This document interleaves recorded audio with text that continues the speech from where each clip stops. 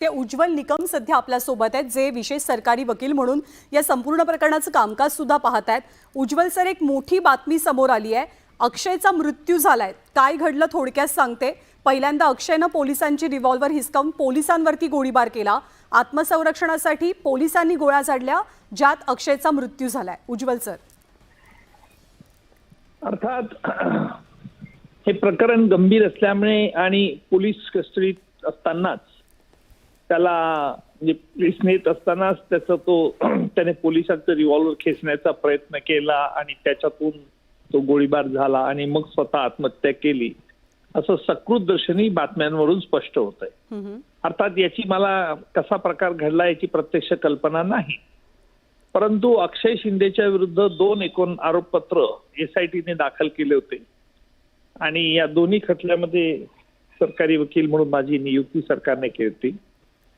कागदपत्रांचं वाचन केल्यानंतर असं लक्षात आलं की आरोपी अक्षय शिंदे याच्या विरुद्ध भरपूर पुरावा उपलब्ध झालेला होता आणि त्यामुळे कदाचित अक्षय शिंदेने स्वतः आत्महत्येचा प्रयत्न करण्याची शक्यता नाकारता येत नाही।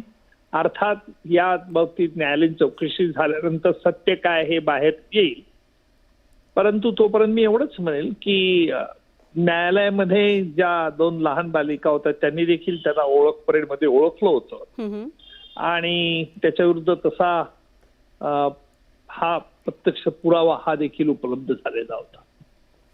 सर, एक जाणून घ्यायचंय की अशा संवेदनशील प्रकरणामध्ये जे आरोपी असतात त्यांची ने-आण अनेकदा करावी लागते, रिमांडसाठी म्हणा किंवा कोर्टातल्या पेशीसाठी।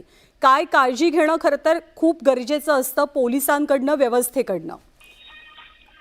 नाही, पोलिसांनी काळजी तर निश्चित घेतली असणार यात शंका नाही, परंतु काही वेळेला ज्या वेळेला आरोपीचं लक्षात येतं की आपल्या विरुद्ध भरपूर पुरावे उपलब्ध झाले आहेत आणि स्वतः अक्षय शिंदे याचे लग्न यापूर्वी देखील झाले होते, त्याने पत्नीला सोडलं होतं का पत्नीने त्याला सोडलं होतं, हा एक तिथे आहे विषय। परंतु अक्षय शिंदेने ज्या अर्थी पोलीस अधिकाऱ्याचं रिव्हॉल्वर खेचून गोळीबार केल्याचं जे बातम्यांवरून दिसतंय त्याबद्दल न्यायालयीन चौकशी देखील होईल आणि न्यायालयीन चौकशीमध्ये काय आहे सत्य ते बाहेर येईल। पण मी तोपर्यंत एवढंच म्हणेल की अक्षय शिंदेच्या विरुद्ध पोलिसांकडे भरपूर भक्कम पुरावे उपलब्ध झालेले होते, हे या क्षणी सांगता येईल। जी सर, एक छोटासा शेवटचा प्रश्न। विरोधकांनी थेट एन्काउंटरचा आरोप केलाय। आज असं कुठल्याही निष्कर्षापर्यंत येणं हे काही योग्य नाही।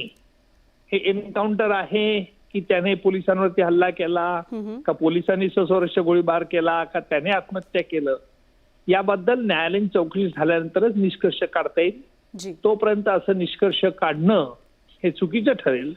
या क्षणी मी एवढंच सांगू शकतो, कारण मी अक्षयच्या विरुद्ध 2 आरोपपत्र दाखल झाले होते, त्याची माझ्याकडे दोघांची प्रत मिळाली होती आणि त्याच्यावरून असं दिसतंय की त्याच्या विरुद्ध भरपूर पुरावा उपलब्ध झालाय। धन्यवाद सर, आभार आपले। आपण सविस्तर प्रतिक्रिया दिलीत त्याबद्दल।